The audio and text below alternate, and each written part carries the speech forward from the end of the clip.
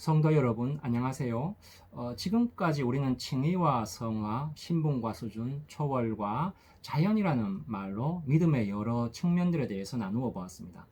우리나라 기독교인의 대부분이 아직까지 칭의의 구원, 그리고 신분의 변화에 감격해하고 거기에 머물러 있는 신앙의 모습을 종종 보인다고 했습니다.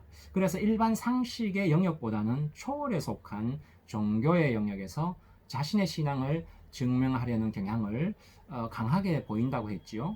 초월에 속한 종교의 영역이란 기도와 말씀과 전도와 같은 것들이 대표적인데, 이것이 나쁘다거나 잘못됐다는 것이 아니라 여기서만 신앙을 점검하려 한다는 데 문제가 있다는 것입니다. 이러한 종교의 영역에서만 자신의 신앙을 확인하려다 보면 결국에는 예언이라든가 병 고친다든가 귀신을 쫓아낸다는 것과 같은 그런 일에 자꾸만 몰입하게 되는 그런 경향이 있습니다. 이러한 종교의 영역에서만 믿음을 확인하려는 근본 원인이 어디 있는가 하면 바로 우리가 예수 그리스도의 십자가만 알아서 그런 것입니다. 예수 그리스도의 십자가만 알면 복음을 반만 아는 것이고, 재미있고 아주 훌륭한 영화를 전편만 본 것이고 본편은 보지 못하는 것과 똑같습니다. 그러면 나머지 반은 무엇이냐? 그죠? 지금 예수 그리스도의 십자가가 전편이라고 했는데, 나머지 후편 결말 부분은 뭐냐 하면은 바로 교회입니다. 예수 그리스도의 십자가로 이룬 교회가 무엇인지 모르면 믿음의 정당한 내용, 또 그 모습을 실은 모르는 것입니다. 신앙상의 많은 어려움과 문제를 겪는 것도 실은 십자가는 알아도 교회가 무엇인지 잘 몰라서 그런 경우가 대부분입니다.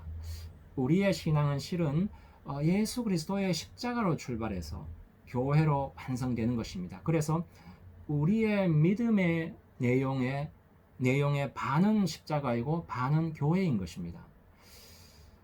그래서 오늘 사도 바울도 이 교회의 비밀을 알고 나서 놀라게 되고 천사들도 놀라게 되었다고 하고 있는데, 바로 이 그리스도의 비밀인 교회가 무엇인지 알아봄으로 우리 믿음의 내용에 대해서 좀 더 깊이 있게 나누어 보고자 합니다. 예수 그리스도의 십자가 부활의 궁극적 목적이 무엇인지는 여러 차례에 걸쳐서 말씀드렸는데, 바로 성령님을 우리 안에 내주하게 하는 것입니다. 예수님도 그래서 예수님께서도 부활하셔서 고향 갈릴리로 돌아가려는 제자들에게 성령을 받을 때까지 예루살렘을 떠나지 말고 머물라고 하지 않습니까?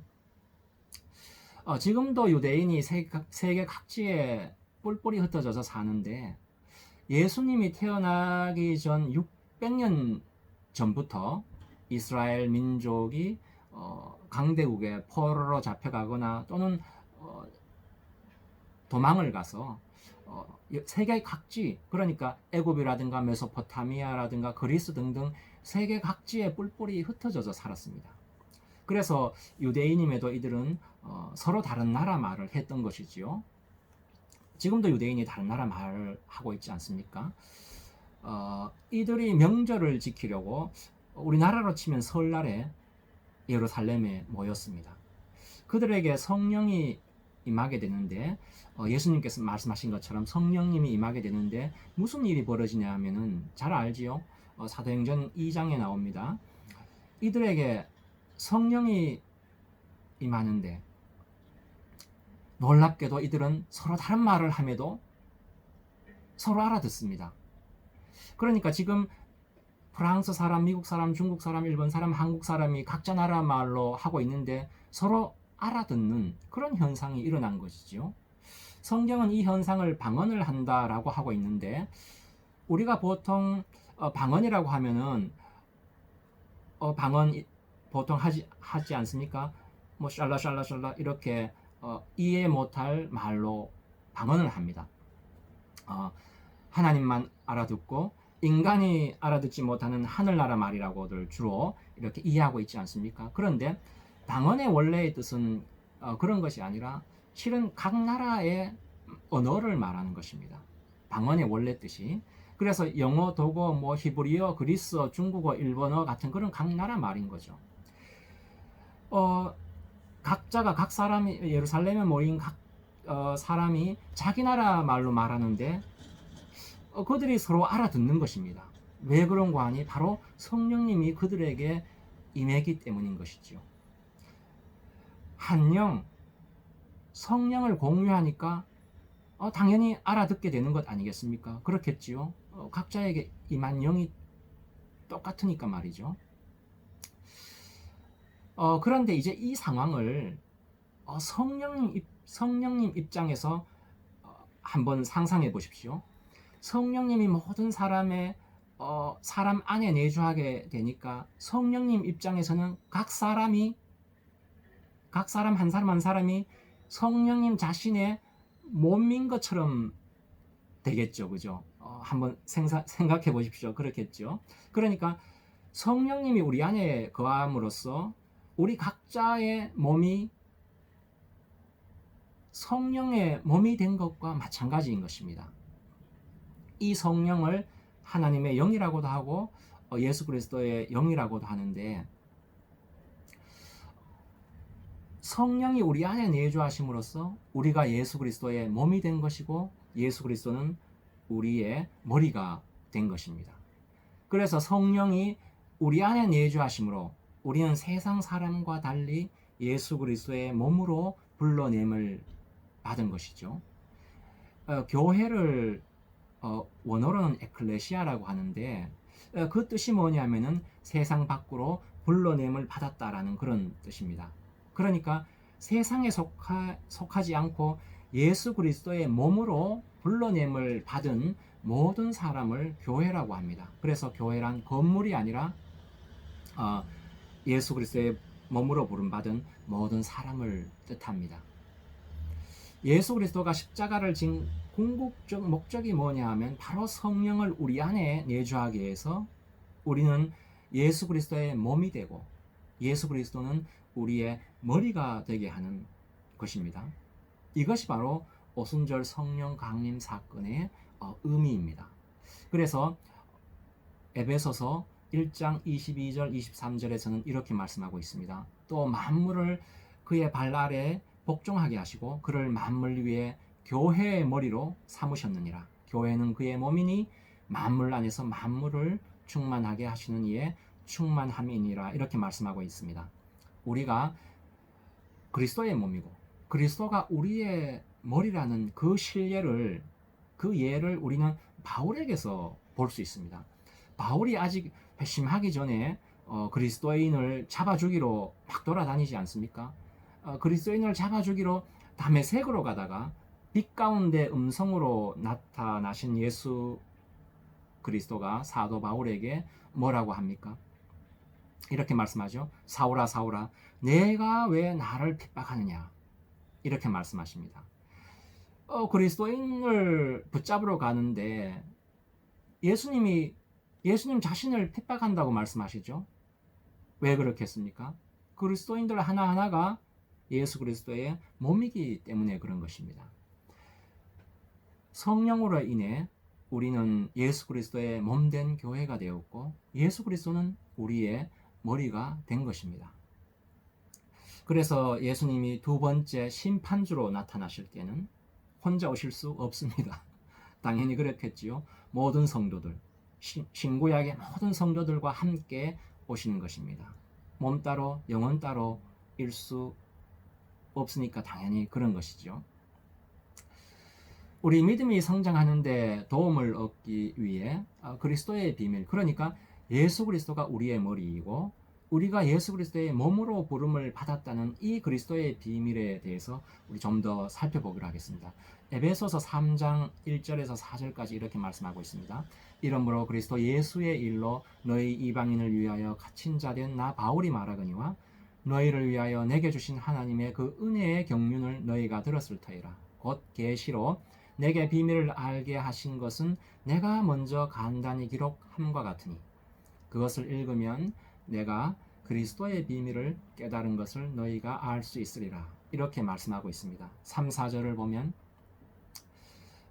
곧 계시로 내게 비밀을 알게 하신 것은 내가 먼저 간단히 기록함과 같으니 그것을 읽으면 내가 그리스도의 비밀을 깨달은 것을 너희가 알 수 있으리라.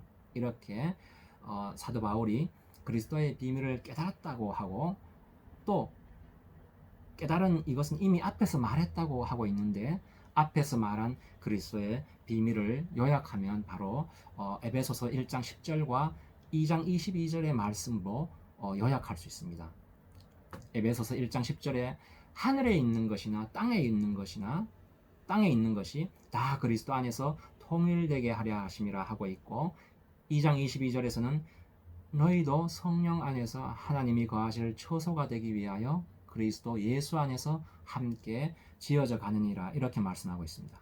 이것을 좀 더 풀어 말하면 하나님께서 예수 그리스도를 보내 우리를 죄에서 턱 꺼내서 몸 씻어 깨끗하게 해서 새 사람 만드는 것으로 끝 완성이 아니라 이게 시작 출발점이라는 것입니다.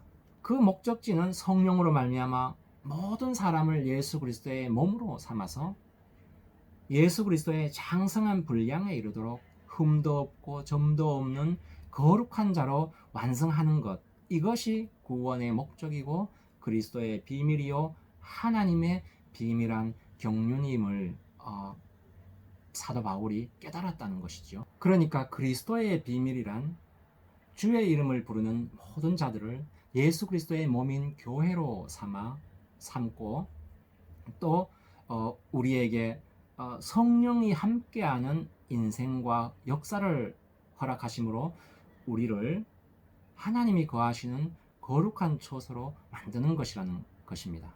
예수 그리스도의 몸으로 부족함 없는 거룩한 자로 만드는 것이라는 것이지요.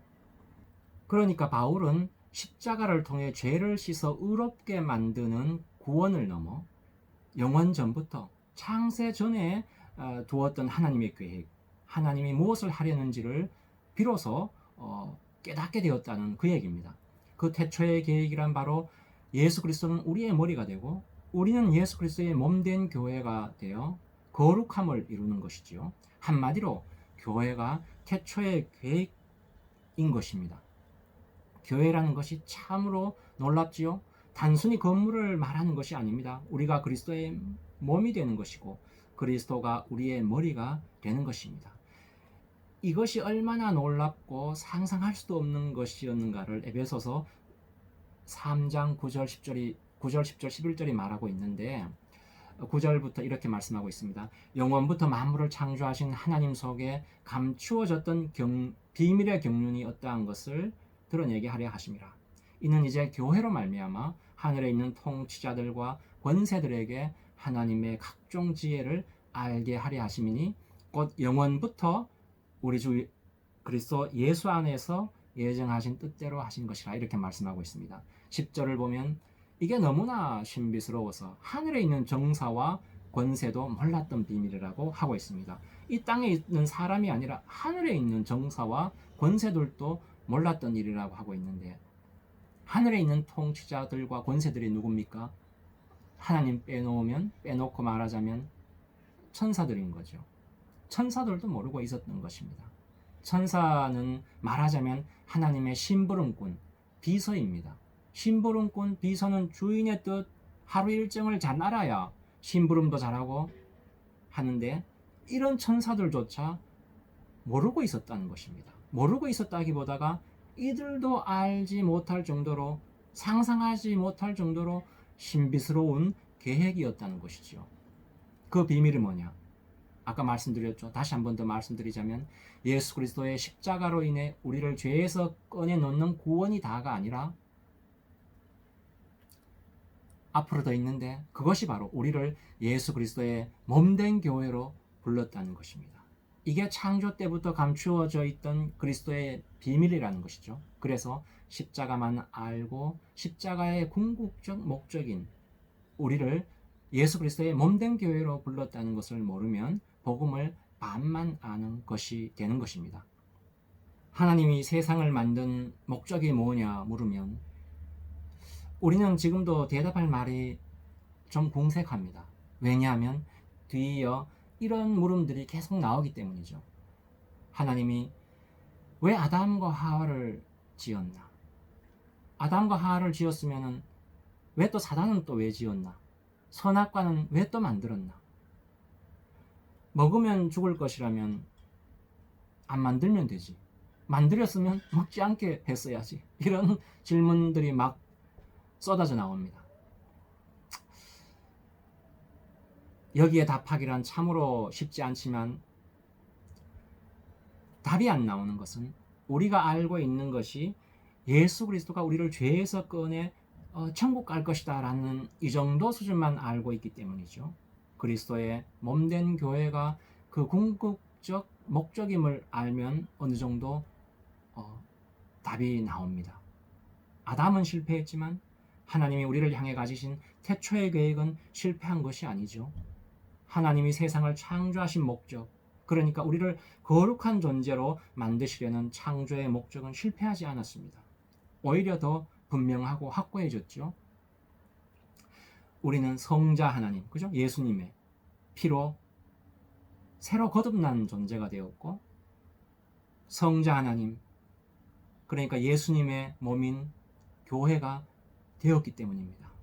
우리가 글쎄 예수 그리스도 성자 하나님의 몸이 되고 하나님의 영인 성령이 우리 안에 거하게 된 그런 존재가 되었다는 것, 이게 얼마나 상상조차 할 수 없는 일이겠습니까? 하늘의 천사도 모를 정도로, 짐작도 못할 정도로 비밀한 하나님의 계획이었다는 것입니다. 그런데 우리가 그리스도의 몸으로 새로 태어났지만은 어린아이죠. 새로 태어났으니까. 그래서 예수 그리스도의 몸인 우리로 예수 그리스도에 이르기까지, 그의 장성한 분량에 이르기까지 자라나게 하기 위해서 우리 각자를 또한 그의 몸인 교회로 부른 것입니다. 자라나는 일이 우리에게 남아있는 것이죠. 그래서 또한 하나님이 우리에게 인생과 역사를 허락하신 것이고, 이게 소위 믿음이 가지는 책임의 측면입니다. 우리에게 요구하는 것이 바로 이것입니다. 즉 그 자라나는 것을 위해서 허락한 것이 바로 교회인 것이죠.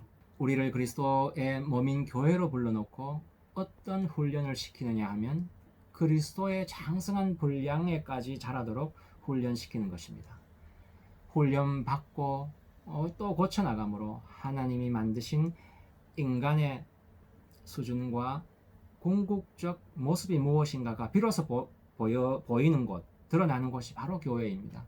하나님이 만든 원래의 인간이 무엇인지, 하나님이 어떠한 지혜와 능력으로 만들어낸 작품인지가 비로소 교회에서 나오는 것입니다. 그래서 교회는 대단한 곳이죠. 싸움이나 시기나 질투 같은 것이 전혀 없는 곳이다라는 것이 결코 아닙니다. 지금 하나님의 경륜 그리스도의 비밀을 알리라고 사도로 부름받은 사도 바울의 부름 자체에서 우리는 벌써 교회가 어떠한 곳인지를 짐작해 볼 수 있습니다. 사도 바울은 고린도 전서 15장 8장 9절에서 자신을 만삭되어 나지 못한 자 같다, 가장 작은 자보다 더 작은 자라고 하고 있는데, 왜 사도 바울이 자기 자신에 대해 말할 때 이 말을 즐겨 쓰는지 아십니까? 바울을 바울되게 만든 사람이 누구냐 하면 바로 스데반입니다. 스데반은 사도행전 7장에서 예수 그리스도를 증거하다가 돌에 맞아 죽는데, 이때 앞장서서 죽인 사람이 바로 사도 바울입니다. 하나님 편든다고 한 일이 하나님을 대적하는 일이 된 것이죠. 얼마나 모자란 사람이면 그랬겠냐 하는 것입니다. 사도 바울이 자기 고백을 할 때면 항상 스데반 죽인 일이 그 바탕에 있음을 사도 바울의 여러 서신서를 읽어보면 짐작해 볼 수 있습니다. 하나님은 왜 이런 사도 바울을 불렀을까요? 사도 바울을 부른 것 자체가 교회의 비밀인 것이죠. 그런 모자란 일을 했음에도 하나님이 바울을 불렀다가 아니라 하나님이 택했기 때문에 스데반의 일을 겪게 해서 그리스도의 비밀을 전하는 사도가 되게 한 것이라고, 바울이 바울 되게 한 것이라고 이해해야 성경 전체의 맥락에도 맞습니다.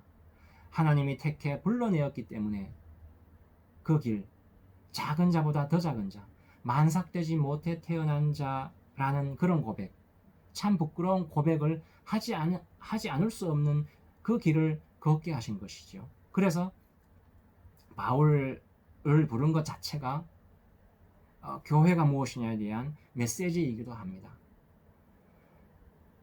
그리스도의 몸인 교회로 택함 받은 모든 사람은 택함을 받았기 때문에 걸어야 할 길이 있다는 것입니다. 구원받은 사람은 예수 그리스도의 몸으로 부름을 받음으로 그제서야 거룩함으로 나아가는 길을 걷게 되는 것입니다.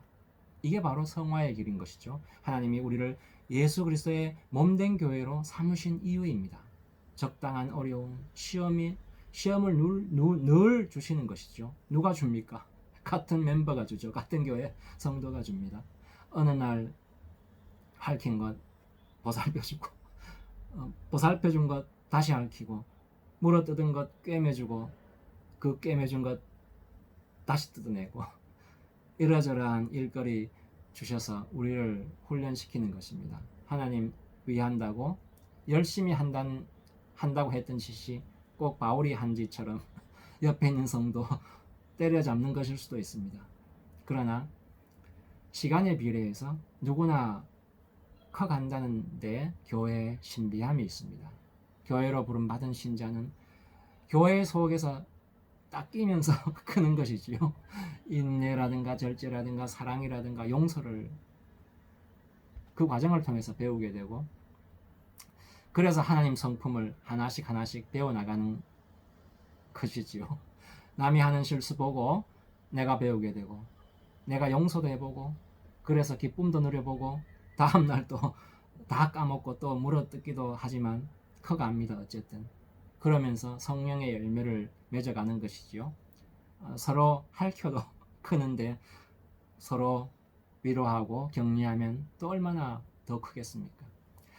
예수를 믿고 난 다음에는 그냥 지나가는 시간이 없습니다. 10달 빈둥빈둥 하다가도 하나님 탁 치면 몇 시간이면 금방 따라잡습니다. 어느 날 바울이 예수 그리스도의 비밀을 깨닫게 되듯이 말입니다.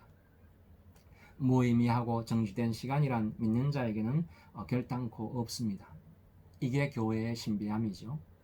그리스도의 몸된 교회인 우리는 우리 눈에 뒤로 가고 있는 것처럼 보여도 실제로 하나님은 우리를 앞으로 전진시키고 있는 것입니다. 이게 교회 속에 감추어져 있는 신비한 비밀입니다. 그래서 하나님이 교회를 허락하신 것이고, 예수 그리스도의 몸된 교회에서 비로소 우리에게 거룩함이 실현되어 가는 것이죠. 본인은 크지 않았다 하는데 실은 커 있는 것입니다. 커 있는데 왜 안 컸다고 하는지 아십니까? 이런 것과 똑같습니다. 옷에 뭐 묻은 거 언제 잘 눈에 띄는지 아십니까? 아시죠? 옷이 깨끗하면 작은 것이 묻어 있어도 보입니다. 그렇죠? 옛날 안 믿을 때 안 보이던 것이 믿고 난 후에 보이는 것이죠. 예수 그리스도의 몸이 된 우리가 점점 깨끗해져 가고 있기 때문에 전 이전에 안 보이던 작은 점도 보이기 때문에 옛날보다 못하다는 생각이 드는 것일 뿐입니다. 신앙생활 하면서 죄책감이 더 커지는 것 같고, 더 부족한 것 같고, 더 게으르다라는 생각이 많아지는 게 사실입니다. 그런데 이게 실은 더 깨끗해지고 더 거룩해져 가고 있다는 증거입니다. 내가 점점 못해 보인다 싶으면 그게 실은 점점 나아지고 거룩해져 가고 있다는 반증이지요. 우리는 예수 그리스도의 몸된 교회이기에 최악의 순간에도 실은 거룩해져 가고 있는 것입니다. 우리를 예수 그리스도의 몸된 교회로 삼으신 이유가 바로 여기에 있습니다. 교회의 신비가 바로 여기에 있는 것이죠. 예수 그리스도의 몸된 교회가 바로 그런 곳입니다. 적지 않은 교회와 신앙인이 아직도 예수 그리스도의 십자가로 죄 씻음 받은 감격에 머물러 있고, 그 다음 이야기, 그러니까 예수 그리스도의 몸인 교회로 이어지는 이야기가 없는 경우가 참 많습니다. 하나님이 우리를 부르사 예수 그리스도의 몸된 교회로 삼으신 부르심의 소망, 부름의 영광이 뭐냐면 거룩함입니다. 성화의 길을 걷게 하는 것이지요. 성화의 뜻이 우리가 지난 시간에도 몇 번 했는데 거룩해진다는 뜻이죠. 십자가로 죄 씻어내는 것은 은혜로 눈 깜짝할 사이에 되지만 예수 그리스도의 몸인 그 교회가 되어 거룩해져 가는 일은 평생에 걸쳐야 되는 일이고, 또 고민하고 애쓰고 노력하지 않으면 안 되는 것이라고 사도 바울은 성경 이곳저곳에서 누누이 이야기하고 있습니다. 우리 모두 예수 그리스도의 몸인 교회로 부름 받았기에 우리의 머리이신 예수 그리스도의 장성한 분량에 이르기까지 성화의 길을 걸어가는 우리 모두가 되기를 소망합니다. 기도하시겠습니다. 주님, 우리를 예수 그리스도의 십자가로 죄에서 구원하시고 또 예수 그리스도의 몸된 교회로 삼아주시니 감사합니다. 그리스도의 몸된 교회인 우리가 이제는 십자가의 구원의 감격을 넘어 성령님을 의지함으로 우리의 머리이신 예수 그리스도의 분량에 이르기까지 범사에 자라날 수 있도록, 성화의 길을 걸으며 자라날 수 있도록 인도하여 주시옵소서. 감사드리오며 우리 주 예수 그리스도의 이름으로 기도드리옵나이다.